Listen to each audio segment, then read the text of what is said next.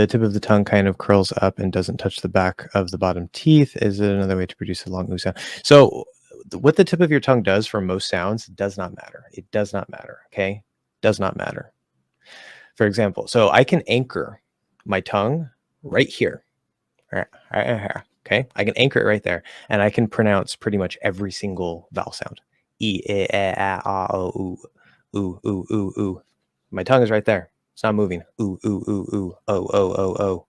Tip of my tongue is not moving. Okay. Is maybe a bit of an exception. It is technically possible after I played with it more, but it's kind of hard to keep it there. It wants to kind of pull back again. And then with the many teachers teach the retroflex where the tip is pointed up. And I get many students that they're like, oh, I can't do that. I'm not sure. And it's like, well, you don't have to. It doesn't matter if the tip is this, or this. The sound is here in the middle of the tongue. As long as you get that and you get it right and you have the right posture so that you have enough space back here, it's going to sound great. Okay. The tip does not affect the R sound. There's a small little difference, but it's so minute that a native speaker would never notice the difference.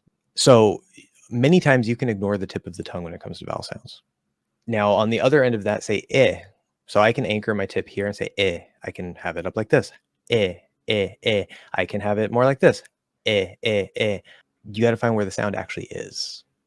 And that takes experimenting, exploring, micro adjustments. Again, the posture, especially for certain sounds like eh. If you don't have the posture right, you might have the sound right. Like Hindi has eh also, but it doesn't quite sound English. Sounds like eh, it's recognizable as eh. Or say the schwa. The Russian schwa sounds like a schwa. Doesn't sound English. The British schwa sounds like a schwa. Doesn't quite sound American.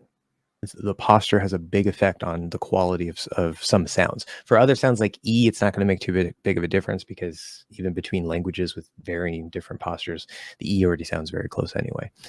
But it will affect the exact final quality. So who cares what some natives do? Who cares? Can you produce the sound? Right?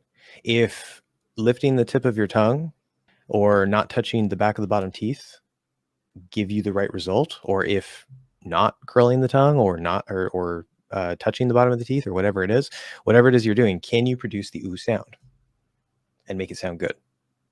Okay, great. You got your result. Who cares? Now, of course, it is very important to know, like, okay, yeah, some natives do this, some natives do that, because say there's like the cot merger.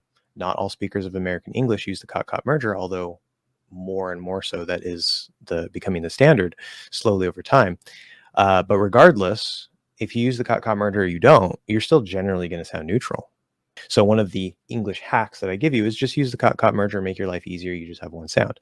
If you like the sound of the accent, yes, it is an accent. It's neutral sounding, but it is an accent. If you like the accent of ah and aw instead of the accent of ah, the merger, then use that instead. It's your choice. You can do whatever you want. Or I learned a little while ago, apparently, the standard way that you're supposed to produce the dark L is you're touching the top. For both L's, you're supposed to be touching the top. And that was news to me because I'm a native speaker. I don't have a particular accent necessarily. I sound very generally neutral. And yet when I produce the dark L, what I call the half L vowel, I pretty much never, ever touch the top. Right now, maybe if the next sound is a vowel and I'm linking and I sort of am turning it a bit more into a light L to link it, then maybe we'll do something like that. But if I just say all, you can see my tongue, all. I'm not saying all. Okay. Apparently some natives, the standard, I guess, is to do this. Is there much of a difference in sound? Not really. Okay, as long as you have that back in place still, you can bring the tongue up, I guess. The way I originally taught it is like you don't touch, but apparently you can touch and still make a dark L. But even more, that's another hack because it's like, hey, can you do it without touching? That helps ensure that you're doing the right L. Who cares if some natives do it this way or if the standard way it's taught is that way? If you get the result you want, you can produce the sound you want. That's all that matters.